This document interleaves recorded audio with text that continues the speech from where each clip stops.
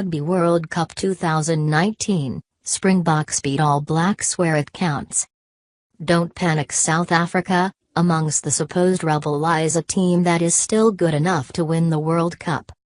Throw in the World Cup draw, with South Africa in the All Blacks pool, and they are positioned okay to make the final, although it's hard to describe pool companions Italy as easy beats after the debacle involving Japan in 2015.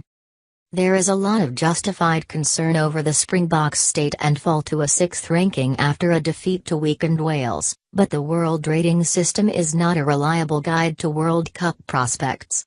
As an Australian cricket selector once said, if numbers revealed everything then selectors would be redundant. The top ranking reflects the All Blacks' advantage, yes. The rest is the usual muddle created by the inability of basic mathematics to reflect the complexities of the real world. Coach Alistair Coetzee is being bombarded from many sides for what is being described as bizarre comments about the season, but there is some truth to what he is trying to get across. The Springboks' impressive response against the All Blacks in Cape Town this year after their pathetic drubbing at Albany certainly backs up his claim there is pride and character in the squad. That is not to say the Springboks are completely on track to reclaim the Webb Ellis Cup, last one in 2007.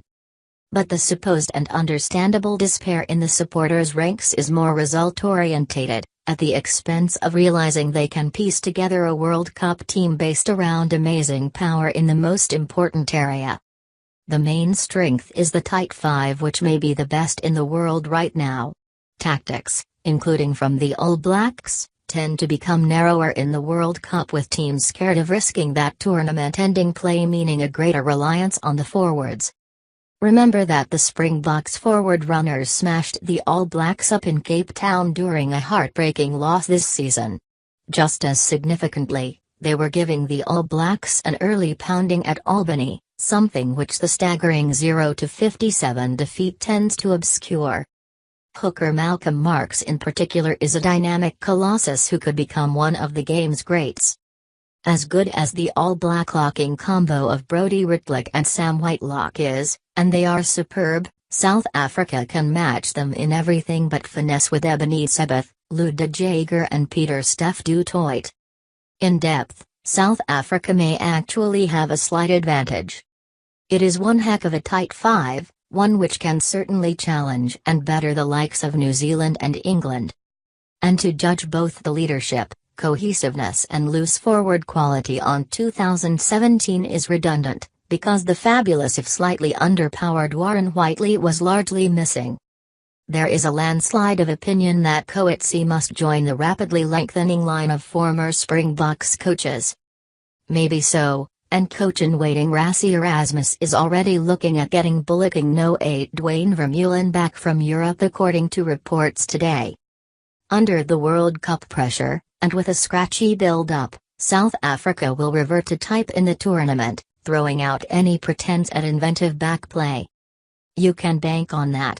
They don't have a Rico Ian or Buden Barrett, but then again who else does, and would have to win the hard way. But that is how World Cups are won. They also have players overseas who offer options and the chance to upgrade the backline, including JP Pietersen and Willie Leroux. Remember Cape Town, that's the game which really counts when looking at the box in World Cup terms. It is easy to understand if doom and gloom has indeed descended around South African rugby, although some of their writers can certainly see the positives. Looking at Marx and the fabulous tight five, you can see why they spot glimmers of real hope.